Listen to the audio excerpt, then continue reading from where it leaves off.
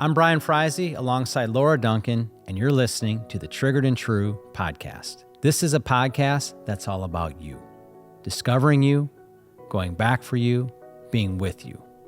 You're more than the pain you've experienced, the behaviors you're expressing, and the thoughts that run through your head. Together, we will find your true self, which has always been with you. It's just been covered up. Tune in as we show you how to feel your pain, get comfort, and go play as you return to you. It's time to transform from triggered to true.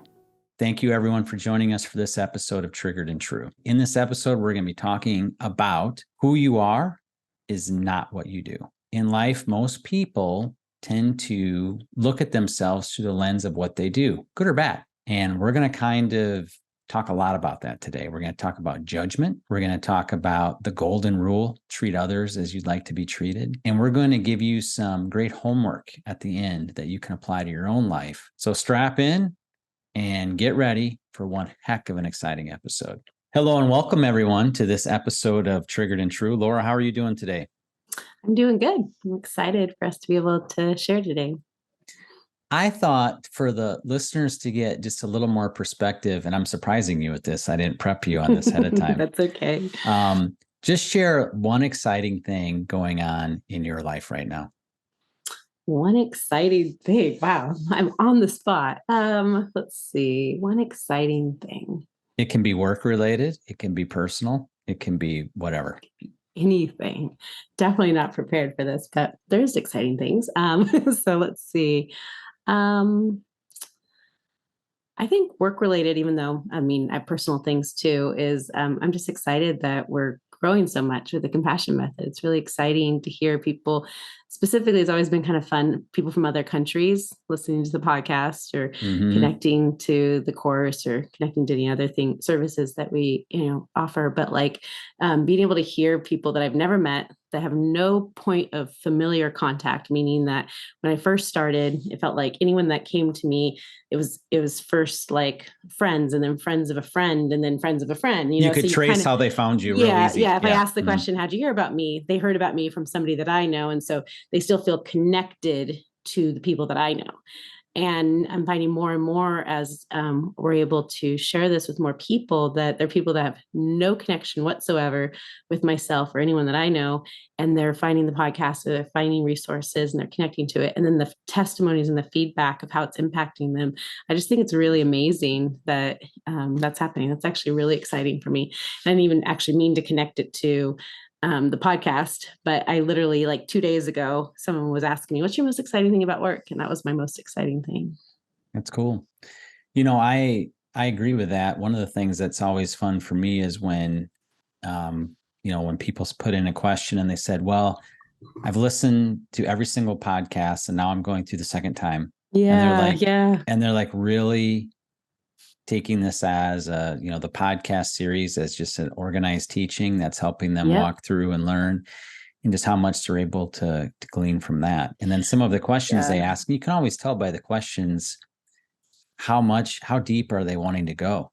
Yeah. And it's fun. Yeah. There's been some deep questions that really kind of moves my heart a little bit, to be like, wow, this is really being applied and taking to heart. And I'm just really impressed with people's hunger and desire to learn more about the compassion method, but ultimately more about themselves through the compassion method.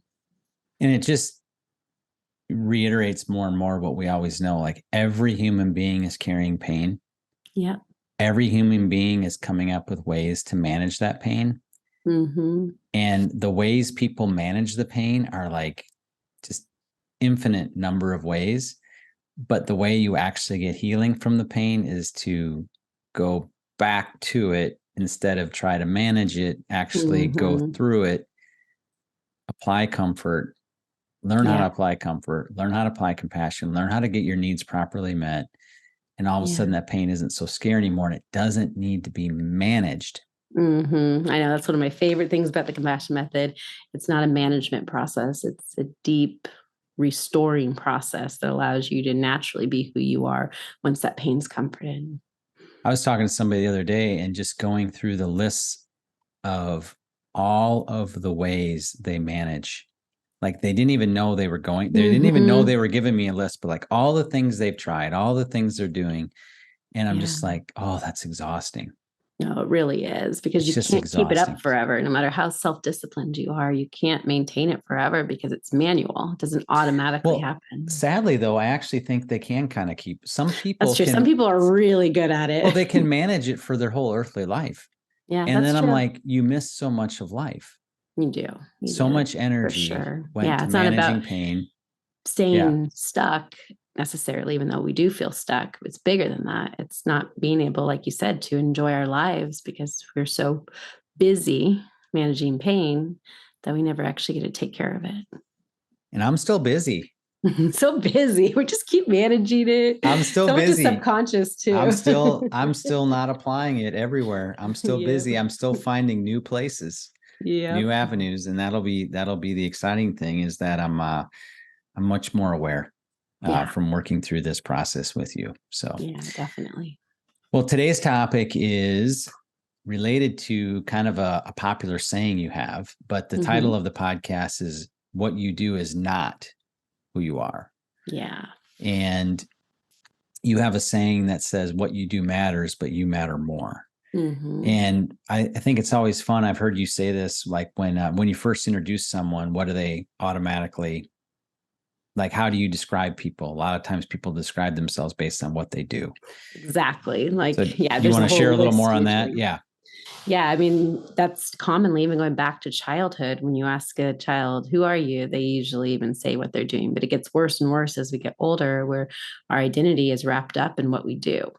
And it can be very pronounced when you're in, religion or Christianity, that what you do determines who you are. And also in the workplace, in any area that we are thinking that this is what we do, especially if you found a level of success in something that makes you feel better about yourself, then you're going to be emphasizing that as your identity because you feel so good about what you do. And I'm not saying that we shouldn't feel good about what we do. It's good to celebrate yourself and have accomplishments.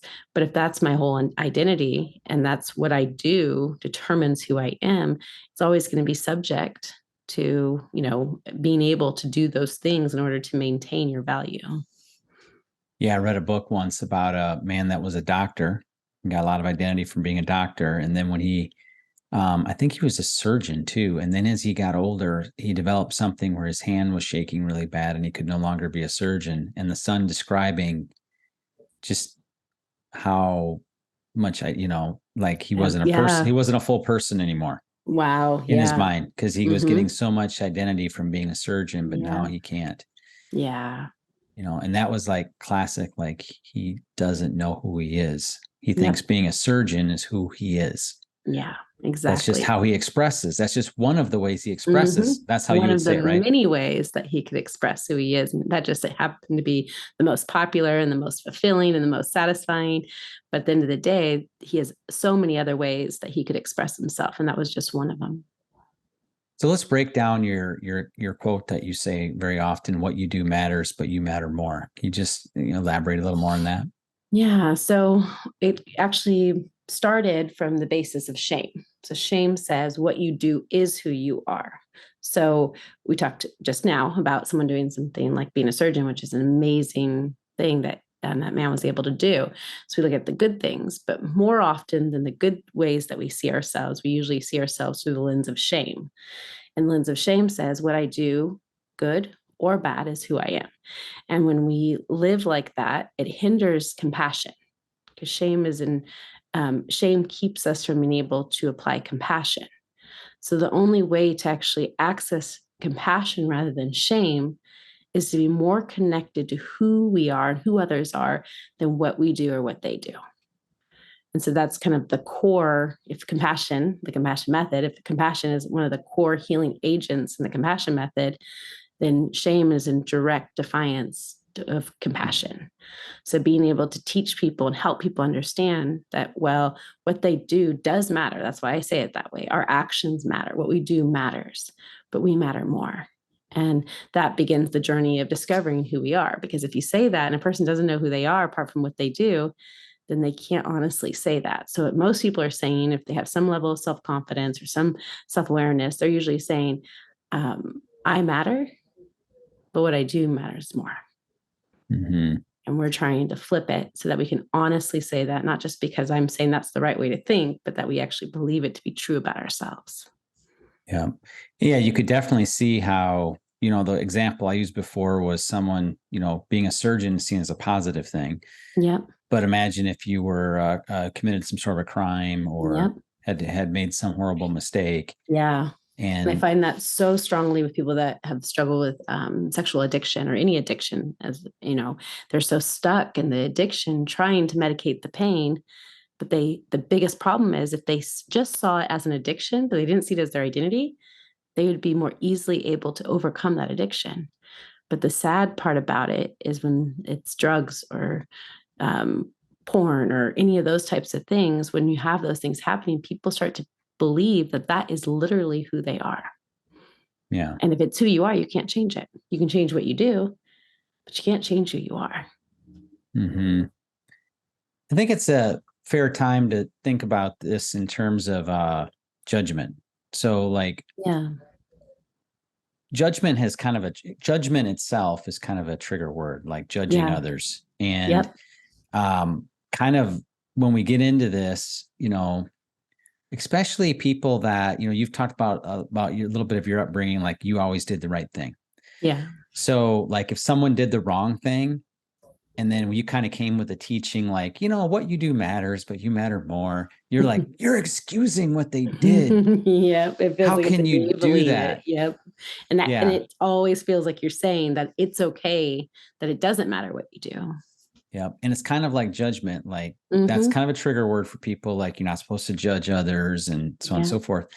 But the reality is that it's really kind of since it's trigger, people aren't, they're in their fight or flight part of their brain around the word a lot of times. Yeah. So why don't you just break down how you view judgment and what it really is and how we're actually judging all the time. And that's a good thing. We always are. Exactly. But the difference between what people sometimes think of judgment versus your version of judgment. Yeah, exactly. So when I'm judging behavior, but I'm not judging a person, that's actually very important to be able to know that. We teach our kids to use good judgment. That means that they learn right from wrong. Don't get in the car with a stranger. Exactly. From a if very someone's young acting age. really strange in public, maybe go the other direction. Exactly. That's a judgment. Yep. Those are all judgments that are actually protecting us and protecting others because we're able to use good judgment to be able to take care of ourselves. And so judgment is not meant to have a negative connotation to it. It's actually meant to be a safeguard that actually keeps us safe and helps us discern and know what we're meant to be doing in this world. But because of our pain, when you put pain plus judgment equals condemnation, shame, bitterness, resentment, unforgiveness. Those words are what end up being connected to judgment when we filter it through our pain. And that's why even judging what you do matters, but you matter more, when people get that upset about it. So you're just saying what people can just go around doing whatever they want, hurting anyone they want. It doesn't matter. And I'm always like, nope, it does matter. Absolutely. But that feeling that we get, even sometimes with this very phrase, is coming from we were judged for what we did. Nobody saw us. Our caregivers didn't see us for who we are. So whatever I didn't receive, I'm going to be as harsh or harsher with myself and others in that area because I didn't receive that. The people that are judging from pain are going to have the biggest cases against others, where those that are judging with love don't keep record of wrong. Even though they see record of wrong, they don't hold on to record of wrong. But when we lack love, because we're seeing life judgment through pain, then we're not able to let go of that record of wrong. We're not able to let go of punishment. We're not able to let go of trying to get the person to suffer because of what they did and how it hurt us. And almost all people that we judge has a personal wound connected to it. Well, you talk about it as a mirror image. Exactly. So expound on that. Like, so if, Yep. I guess this ties to me also to the golden rule. We Yes. want to treat others the way we treat ourselves. Yep. Okay. Or we desire to be treated. But the reality is that when we're judging harshly, the mirror image is that's also how we treat ourselves. Yep. And we actually are doing the golden rule, but not in the positive way that it's meant to be communicated to love. We're actually treating other people the way we judge and treat ourselves. Yeah. So that mirror image is whatever is within me that I haven't settled, that I haven't taken care of, I'm going to see within you. And I'm going to want it to stop inside of you so that it can relieve my pain in that same area.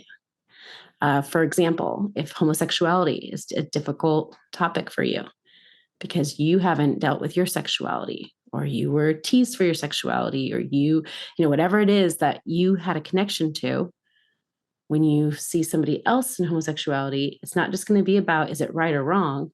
It's going to have the pain judgment connected to it.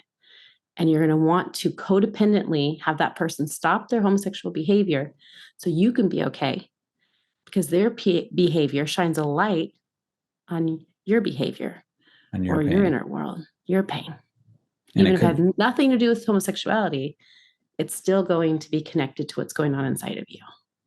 And it could be the reverse too, of someone that is against, let's say, homosexuality, and you judge them harshly because that's coming from some sort of a pain inside of you as well. Exactly. Yeah. And you can kind of see those polarized sides that, you're not either okay with it or you are okay with it because of your own pain. And that's not necessarily you deciding what is true for you. It's coming through that pain, which ultimately at the end of the day, we're not able to love. And whether it's right or wrong, love is what we're meant to walk in. We're meant to love others the way that hopefully as we take care of our inner world, we love ourselves. That means that you could love anyone, even if you don't agree, even if you don't believe the same things. You could still love if you didn't have your own pain happening within you in that subject. Yeah. Oh, yeah. Yeah. We live in a very polarized landscape. We've talked about some of the reasons for why that is. Yeah. And whether that be politics or whatever topics, just kind of the way the media is fed to us, it tends to drive people to some significant extremes.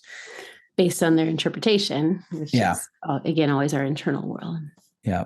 But I really like that mirror image thing. How we judge others is a reflection of how we're treating ourselves. And what you talked about at the beginning, you said when you have that temptation to judge severely, that's coming from a place of pain. Yeah. And you used one example of you were judged severely in that area. You felt that judgment. Yeah. You feel that pain and you want to displace that because it's kind of like blame. Judgment becomes blame. It's just it's like blame, as it's worked its way all the way through all the steps, like it's full blown blame. Like I'm going to dump all this over there, judge them harshly because I'm going to somehow feel better. Because if they're it makes us feel like we are better. If we can judge them harshly, it makes us feel like we're not as bad. It's the same thing when someone says they have it way worse than I do to create gratefulness. It's the same thing of saying they're way worse than I am to make me feel good in the same way. And so being able to make somebody worse, unfortunately, makes us feel better. And the reason why is because if I'm busy judging you for how bad you are, I don't have to see how bad I feel about myself. Yeah. That I'm still saying what I do matters more than myself if I'm judging you in that same way. Well, to me, it's very ironic, and it's kind of really a cool thing that if we really have a heart to fulfill the golden rule, to treat others the way we desire to be treated, we have to first treat ourselves the way we should be treating ourselves, with compassion, with understanding. And then as we treat ourselves that way, a wonderful side benefit, which is the compassion method, because it's 100% focused on your heart. Because the compassion method is nothing about how to get your spouse to do a better Yeah. job I know a meeting lot your of people needs. wish it was. Yeah. Or your kids to, do the If we can just dishes get or everyone else to whatever. do it, then we don't have to face ourselves. Yeah. So the compassion method is 100% designed to help you be the steward and caretaker of your heart, which is the most empowering thing, because you learn that, hey, I can do this. Yeah. The world doesn't have to change Exactly. for And me that to do is this. so empowering to know that I Yes. can love regardless of another person changing their behavior. And the reason why I say this is, and a lot of this is emphasizing like how we treat others. And that's important, of course. But the reason why I want to live knowing that what another person does matters, but they matter more, is because it protects my heart from bitterness, resentment, unforgiveness. Those bitter feelings, they eat at you, whether you ever even express them to another person or not. If you never, for people that aren't, expressive, they're thinking these thoughts all the time and it's eating at them. So whether you ever treat the other person the way we're talking about or not, how you feel about it is actually going to destroy you. So I want to live in a place of love, because if I live in a place of love, judgment, love, compassion, care for others, it actually takes care of me. So it's not just how I'm going to treat another person, it actually safeguards my own heart. Yeah. And I think it's a further empowering moment when we can learn to separate our own personal behaviors from who we are. Yeah. So that happened for me 5 years ago or whatever, when I was in your first workshop. I've shared this before, but when I finally volunteered and I stood up and I'm standing there and you're like basically, embarrassing me by exposing me. You exposed me. You exposed me. So it was in a good way. But I was describing something, and I think I even used the words, I'm a grumpy person. Mm-hmm. And you just looked at me and looked me in the eye. No, you're not. That's not who you are. Yeah. You may act that way when XYZ happens, but it was really just like the way you said it to me. I was like, wow, that's not who I am. And like in that moment, I was like, I'm not a grumpy person. Mm-mm. This is my response to pain. Yeah. That I have not dealt with. Yeah. And there's so many things like that that are habitual. So we start to believe that that's who we are. Yep. Yep. And the people around you sometimes reinforce that. It, exactly. Yeah. Because the funny part of that is what I shared in my testimony on the podcast times ago was when I was called the fun sucker. So they're like, Dad's got the straw in his mouth again, sucking the fun out of the room. So, but I'm like, I'm not really, that's not really who I am, the fun sucker. Yeah. No. And we've seen it come up time and time over the years. I mean, even most recently at your daughter's wedding, how, and most listeners know that you don't drink, but you're able to still have such a good time and enjoy and celebrate and be connected to the whole joyful process. Even though we talked about, there's always some sad or hard parts connected to it, you were able to be joyful in that. And that's such a huge testimony, because imagine if you still believed you were a grumpy person and you showed up as a grumpy dad to your daughter's wedding. Mm-hmm. And you lived up to that expectation and you were grumpy at the wedding, how much you would have missed out on, versus now you being able to fully participate and be connected to, and have fun and enjoy and add to it. If I interviewed your girls and your wife right now and say, do you think Brian was able to add to the wedding? I guarantee you they would all agree that you added to it. Yeah. And that's pretty cool. Yeah. And not just with finances. Yeah, true that. I just teasing. He added to it. Yeah. So like a wonderful side benefit then of separating our behaviors from who we are is that obviously we're going to judge ourselves less harshly, but the side benefit is we're going to judge others less harshly. Yeah. And our likelihood of seeing other people separate from their behaviors, like who they are versus how they're acting. Yeah. Like that ability is going to go up. And that whole thing, like, what you do matters, but you matter more. Taking that to like even extreme, like someone that has committed, the most horrific of acts that, are worthy of or would qualify in some states of like even the death penalty. Yeah. As I've learned this more, I've really thought a lot more about the death penalty. Like I've never been, I guess I went from, kind of like neutralish on it, but I've never really been a fan of it conceptually because it felt like just didn't feel right. And one of the things why, as I've learned this process, why I really don't like the death penalty is that I don't think that is within our rights as human beings to condemn someone in that way. But that doesn't mean that their actions that they did don't, the consequences Oh, could definitely. be, They deserve they never get out consequences, of prison. 100%. Yeah. They can never be trusted in society again. Yeah. But I also would have looked at that before as like, well, that's the end of their life. Like, how miserable would that be? But now that I know about the compassion method and that this is an inside thing, a person could be their true self behind bars for the rest of their life, and they could be a huge contributor to society. They could. From behind bars. Yep. Talk about a fertile mission field. You're and in a they're really- prison yeah. filled with other people. Like your testimony could, like one of my friends that was in prison for 9 years, when he got out, like he was bawling as he was telling me this. He's like, he was talking to me about the lifers and how like he got connected more to the lifers that were in prison. Wow. And this one guy that was a lifer was up in his 60s. This guy killed a police officer when he was 18. Wow. Like that kid that was 18, like he's not that kid anymore, obviously, No. And he talked about the impact that man had on his life. Wow. And I was like, there's still value. There's still worth. There's still value. That guy is living his life, expressing his true self behind bars.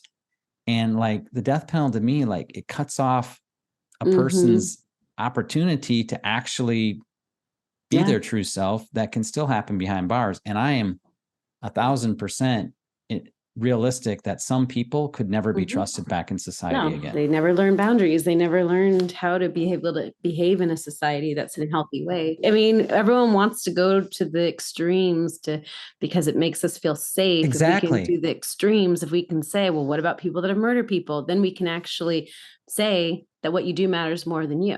We want that to be true because of shame. We want that to be true because it makes us feel safe to say, if you do something really, really bad, then you don't matter anymore. But think about it in reverse. Even if I did something really, really wrong, I would still want to matter. I would still want to have some value, some worth, some humanity, even if it did something terrible. And I still feel like every human deserves isn't the right word, but every human is meant to still have love and connection, even if they did something really, really wrong. Yeah. It's not so much deserves, it's just the grace given to us. Exactly. That's why deserve isn't the right word. It's like unmerited favor, but we've all been given this grace, and that grace is a gift. And who are we as humans to take that gift away from someone? Exactly. Not to mention, let's not even mention about how the fact that we're humans and we can make mistakes. And there's people on death row that were not supposed to be on death row that didn't actually do it. Yep. And all the stats about, what race of people ends up on death row are more likely, the socioeconomic things, can they hire a good lawyer or not? There's so many factors to it that is at the roots of a lot of what we're talking about today. We kind of, like you said, we kind of went off topic a little bit, but not really. We just went to the extremes. And that's where people and everyone wants to do. Is it still true there? Because at the end of the day, we all want to know, based on our own guilt and shame, even if it's the worst, will we still be loved? We're all looking for that. And that's why we fight against it. That's why we say, but what about the murderer? Everyone deserves love, or deserve grace. Exactly. The grace. Grace has been afforded to everyone. Exactly. The opportunity. We can still have boundaries on it based on people's inability or ability to be able to function in society and to protect society, but there's still ability for redemption. Absolutely. Yeah. This kind of leads to a listener question I think is real pertinent. The listener asks, she says, I'm about 5 podcasts into your content. I'm wondering, so far, is our true self supposed to be understood as flawless? Like if we live there, we'd never do or think or feel anything wrong? And the compassion method is built on a foundation that you've said this to me, and this came up in my notes when I was rereading some of the notes from our one-on-one sessions. You said, we are not working from lack, we are working from perfection. So in that end, you're looking at as human being, and in my belief system as being God, part of God's creation, made in God's image, was made perfect. Yeah, original design. Yeah. Just because pain came in and distorted the original design doesn't mean that we weren't created in his image, which would be perfect. That's our created self. Yep. And then we do the crazy things that we do. Yep. And we those all crazy do. behaviors Every that single sometimes human. have horrible consequences. Those we do those because of pain and because of unmet need. Yep. But it doesn't change who we are. And that's the thing, like when people try to go find themselves because they've, behaved in certain ways where they feel like they lost themselves. I'm like, it's all still inside of you. It just got covered up by ultimately your perception of yourself based on what you've done or not done. But once you, as the individual, can truly believe that you matter more, all of a sudden, you're able to see yourself for who you really are and see with curiosity why we did what we did. And that's what the compassion method is all about, getting the needs met so that we can actually do that discovery and start to truly live. For a lot of times, people for the very first time since they were very, very young.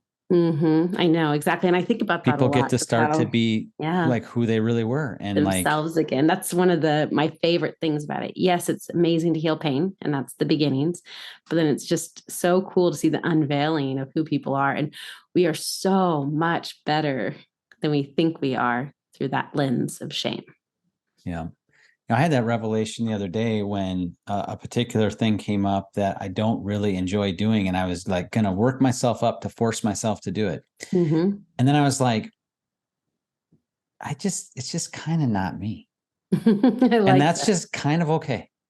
Which is so important. Like we were having a small conversation before we got started about how, like, when someone's not on the right seat in the bus, how much it negatively impacts an environment because they're not doing what they were meant to do, which this is such a good example of that. When you stop doing things because you have to do them, because it's the right thing to do, because you're supposed to do them, and you do what is in your heart to do, which would be what's connected to who you are, everything functions the way it's meant to. If everyone was their truest self and function from that place, jobs would be more effective. Home life would be more effective.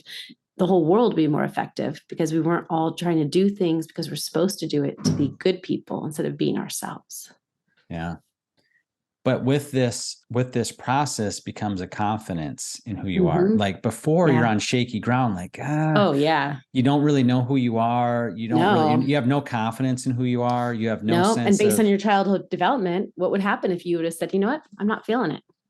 Oh yeah. No, that would not have been acceptable. Not feeling it. You're going. You're doing this. Yeah, you're going. Exactly. Yeah. And so being able to have the ability to know yourself enough to be able to say that, especially as an adult. Well, and one other thing that I want to talk about, so if we identified that we're working not from lack, like a lot of people think lack, like I need to go get this skill, I need to go get this teaching, I need to go get that so that I can become a complete person. Yeah. Let's back up the bus. You're coming from the wrong place. You already are a complete person. You were made a complete person. Yeah. Like everything is in there. Okay. It's all in there. So if you come from that standpoint, it looks different. Like this desperation to get to the next seminar, to learn the next thing, to whatever isn't there. It's more of, okay, it's there. How do I discover it? And then it becomes that. But within that, there's still a level of personal responsibility. You don't like using the word responsibility. You instead use the word privilege. We have the privilege of taking care of our heart. Yeah. We have the privilege of getting our pain, learning how to comfort our pain. Responsibility is definitely not a bad word at all. But most people, when they think about their hearts and be responsible for their hearts, they look at it as work. And if you're trying to have a love relationship with your heart. I got to be honest. There is an element of this that's work, especially at first. No, it is. No, definitely. It's work. There's a lot of work. But it's like if you're it would be like getting married and being like, I'm getting married and it's going to be so much work. And is marriage work? Yes, it is. Yep. So it's not being in denial that it's going to be work, but your main goal was love. Yes. And work came in to make love happen. But it wasn't your main goal was work. And if you're lucky, you get some love in there. So I think it's the motivation of where it comes from. But I agree with you. It is actually probably the hardest work you're ever going to do emotionally to be able to face our pain. So yes, it is very challenging. It is work in the beginning, especially as you're getting your feet underneath you and getting confident and secure in it. It definitely is. But it's the motivation of the heart that's important. And that's why I reword it as a privilege versus work. Because otherwise we literally start treating ourselves that way. Oh, great, you're triggered again. How often are you going to trigger? We've been doing this for X amount of time and you're still triggering. That's what work would look like. Right. Yeah. It's like, it's kind of like when people talk about pain. Is it a pain that feels good? You know, that pain, there's that kind of pain that's like working out. It hurts, but yet, that it's leading to something positive. Yep, exactly. But yet it hurts. Yeah. Like working out's a great one. Like you're sore the next morning. You're like, you're sore, but it hurts, but you're like, but it feels kind of good too, Yep. There is healthy pain. Yeah. It really is. Yeah. And that's kind of what this is. It's that kind of work. Like, this is going to be hard, but yet you just have that feeling that it's not onerous and a burden. It is truly the privilege. Yeah, it is at the heart of it. But there's many days that it feels like work. Yeah. And I think maybe more recently, I've had the opportunity to work through my own triggers when some other people in my world that need to be doing some more of the work, taking a little more personal responsibility for their well-being, and they're trying to dump it on me. And I'm like, oh, wait a second. I have the opportunity now to not receive that dumping. Exactly. No, that's true. Because your first response when you have been doing the work is to blame them for not doing the work. Exactly. But when then you realize how codependent you are on them being okay. Exactly. I know. It's full circle. It just opens up a whole nother can of worms. Yes, and you find that there's another layer we're of the back onion to us peel. again. I love it workshops where people will bring up like complaining about their kids or their spouse. And then it always comes back to them. This one guy, he had a lot of questions coming mostly from a triggered state. Was this the garbage? Yeah, exactly. Yeah. And he was like, this is all. I was there at that one. Yeah. Oh, you were? Yeah. I was at that one. This is all good, but the trash has to go out. How do you get them to take the trash out? And then I bring it back to him. Why does it bother you when they don't take the trash out? He's like, aha. Yeah. But at the end result was really good because he was able to see what was motivating it within himself. But it is funny how it always comes back to us. Yeah. Well, you make sure that it comes back to us, but it does. It really, truly does too. So, all right. So I think a good next step would be, well, number one, I guess I'll ask you, Laura, what do you think, taking from what we've talked today, if someone wanted to say, what's my next step? How do I take this teaching and take one next kind of simple, practical step? What could that be? So I would take your top judgments, the top things you blame, people or events or circumstances. The areas you have judgment, the areas you have blame, the areas you feel shame, and be able to take those and write a list of them. And then take the one phrase we're talking about, what you do matters, but you matter more, and input it into, let's just say I judge my spouse. Then being able to say what that person does, what my spouse does matters, but they matter more. And working it through inside of yourself until that's true for you. And what that could look like, if we use that example, is you might have to go back to when your spouse was a child and find a childhood picture of them and look and find who are they, separate from what they're doing right now, until you can genuinely and authentically say what my spouse does matters, but they matter so much more. And I'm not just talking like, right at the, like, yes, like I matter just a little bit more than what I do, but far surpassing what I do. That spouse matters. I matter. That employee matters. That peer matters. So whoever you're judging or whatever you're judging, input that quote into it, and then explore the things, the pain that keeps you from being able to authentically say that. One thing I would add to that, I'm actually going to add something. Good. I love it. To Laura.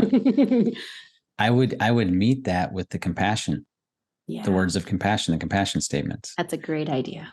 So, and you share those a lot. There's a whole section on this in the master course that you offer, but just share some of those compassion statements. Like one of the ones I repeat to myself a lot is when I start to judge myself or be harsh on myself about not performance was obviously a protector for me. So like, I see you trying so hard. Yeah. Yeah. I see how hard you're trying to make everything work. Yeah. That's a big one helps for me. Relieve that pressure. I can tell you care so much. Yeah. Take all the time you need. We're always putting a time on it. We're putting time on others, time on ourselves. Take the time you need to be able to feel safe, to be able to feel connected. I don't want to get rid of you. That's such a common thing with what we're talking about today, that when people have bad behavior, we want to get rid of them because it makes us feel uncomfortable. So being able to say that to our hearts, I don't want to get rid of you. I think you're brave. We see ourselves as cowardly many times when we're going through this process, because if we could just do the right thing, everything would be fine.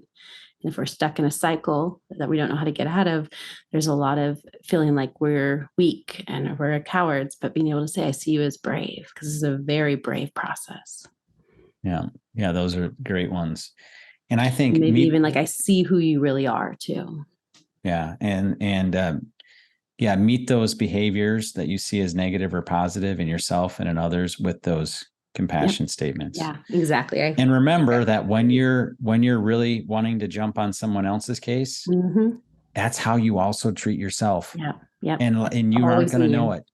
You aren't going to know it. What we're doing is we're helping you right now bring something from your subconscious to your conscious. And we are just telling you factually, like 100%, if you're judging someone else harshly in an area, it's within that's how you treat yourself. Exactly.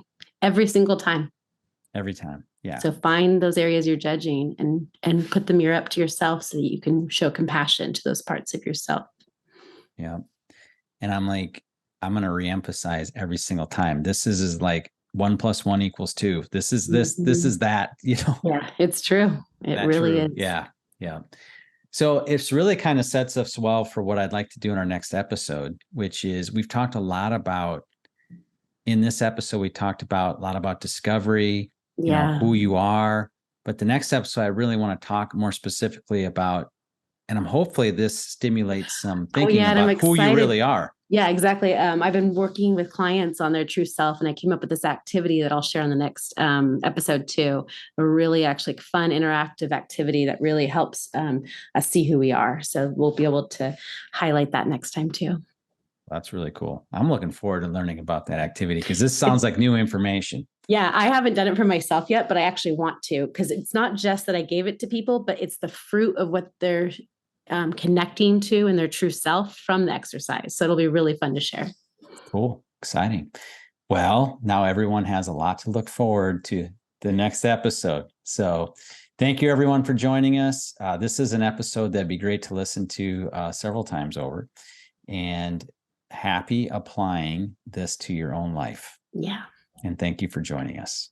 Thank you again for joining us for this episode of Triggered and True. We hope that you enjoyed it. As a reminder, if you would like to ask a question, go to triggeredandtrue.com, scroll down to the bottom of the page, and click Ask. And if you would like to learn more about the Compassion Method, be sure to check out the Compassion Method Master Course, which can be purchased at compassionmethod.net. And as a podcast listener, you qualify for a $50 discount, which can be obtained by typing in the coupon code podcast50. Again, that's compassionmethod.net, coupon code podcast50. Thank you again. Goodbye.